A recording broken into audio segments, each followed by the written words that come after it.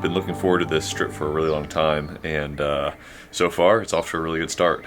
First day was spent in the Navisha Lake area, and we took a boat out to a crescent island, and that had a bunch of really cool animals on it that are very tame and calm because there's no predators out there. So we got to walk along with the zebras, the giraffes, wildebeest, hippos, a lot of cool stuff. The guides have been very helpful. Our guide on the boat even threw a fish into the water so that an eagle could swoop down and come grab it right in front of us, which was awesome. Now we are here at a lodge right along Lake Naivasha, and this place is also really cool. The animals are really used to people. There are zebras, giraffes, monkeys everywhere. As I'm filming this right now, a monkey is trying to get into our hotel room, so let me close the door. We have arrived at Maasai Mara. We had to pass a little test at the gates. Janie got swarmed, but came away with a couple good little things, and now it is time to look for animals. Our first game drive. Joseph's gonna show us the good stuff.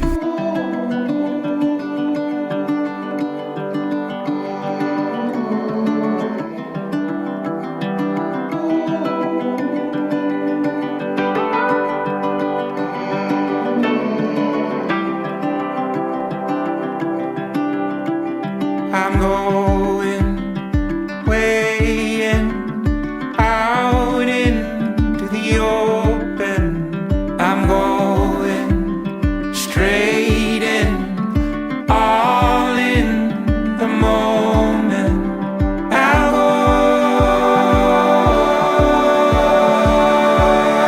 out into the open.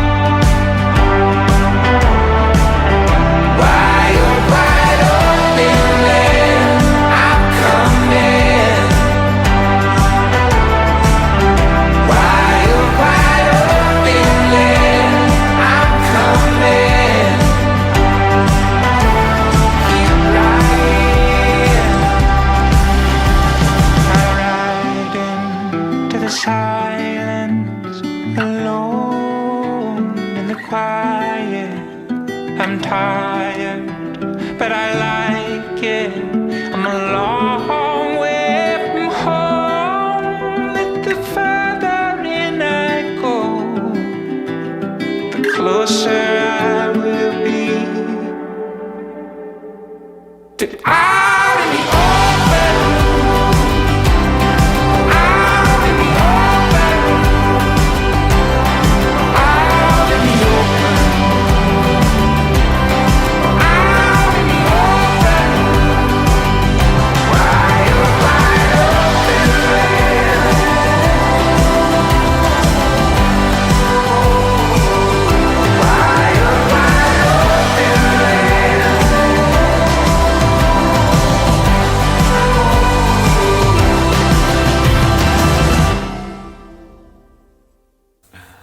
One of the more comical sights we saw was when the two lions were mating, and we learned a little bit about what our guide called the honeymoon phase.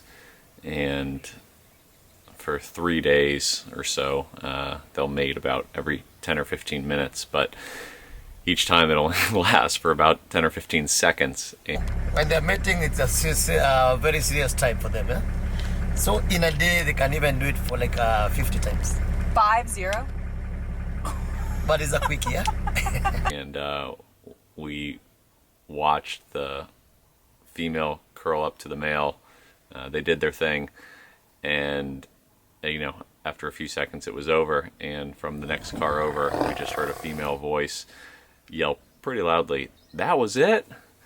And I just thought that pretty perfectly illustrated the female disappointment in male performance across all species. It didn't take long after entering the park. About 20 minutes in, we saw our first lion, and that was a really cool experience because we were the first ones to see it. Debatable which of me or Janie saw it first. I'll say me, she'll say her. Depends who you ask. But since I'm filming, I get to say it was me. Anyway, we saw her out in the open, and she was on the move, and our guide thought that she was probably hunting, so we watched her for a while. When you spot wildlife in the park, it is pretty common that there'll already be a group of other cars around, so you know that something's there. In this case, since we were the first to spot her, it felt really special. Like, we were observing her, just totally on our own, and we got to watch her alone for a little while before anybody else saw her.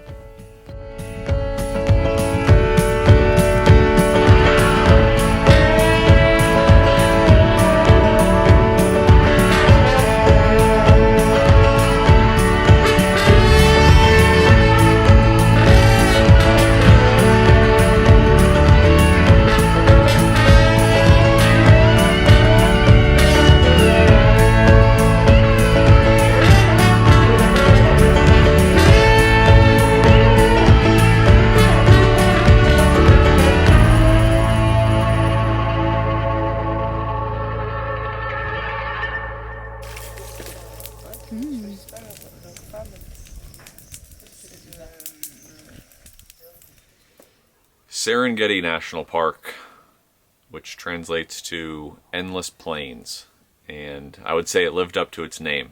It is a vast, expansive area, about 3 times the size of Maasai Mara, and there were a lot of times out there where you look around and you don't see anything. Really feels like sort of the land before time.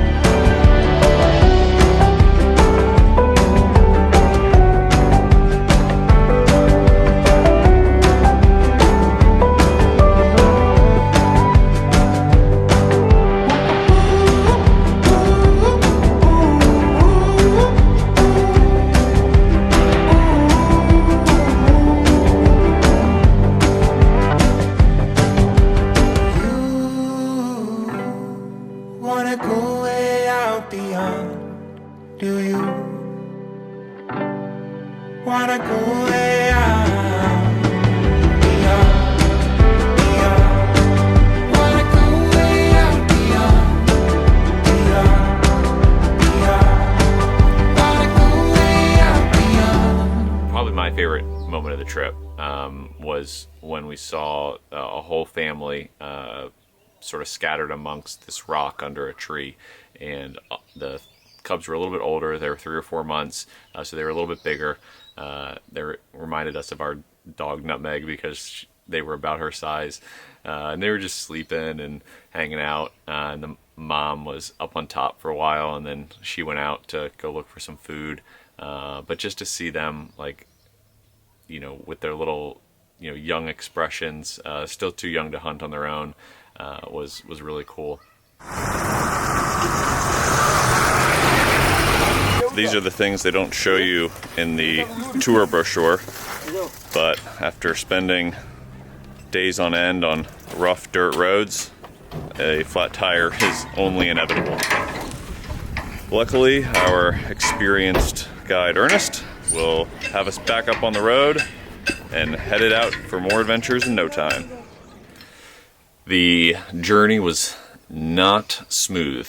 The roads were pretty much rough dirt roads the entire way, and it was really dusty. Every crevice and inch of skin was covered in dust, and it was a little bit hard on the old mid-30s back, but we got there. And, you know, just driving through the different villages, really remote areas, really poor countryside, helped to put things in perspective. For example, you know, the rough roads, Joseph called it a free African massage. It's been very interesting to observe the Maasai people, who are the native people to the Maasai Mara region and the Serengeti region in Tanzania. Seeing how they live, how they interact, is so different from how we live. How they eat, how they interact with each other, how they set up their homes, how they take care of their kids. Everything is different, and that has been, you know, a very eye-opening experience. Just sitting quietly and watching the giraffes and zebras and elephants and just these huge animals just kind of walk around and move throughout the landscape is really a special experience, and made me forget about what time it was, what day it was, and just to think that they've been doing that on this land for millions of years is so different from our daily life and, you know, what we see on a day-to-day basis. And I just kind of got lost in it, you know, for a while. It's really an adrenaline rush, and you just get lost in their world for a while, which is what we came here for and what we got. The good things happen all the time. Good things happen all the time.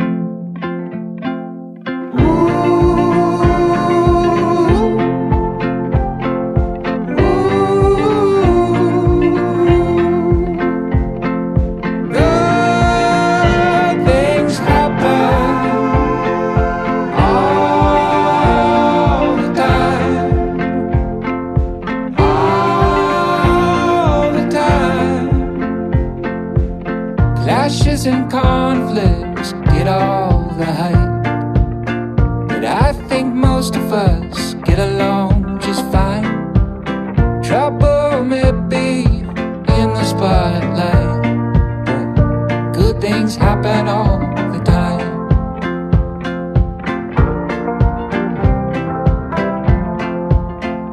There's a couple of shadows, but plenty more light.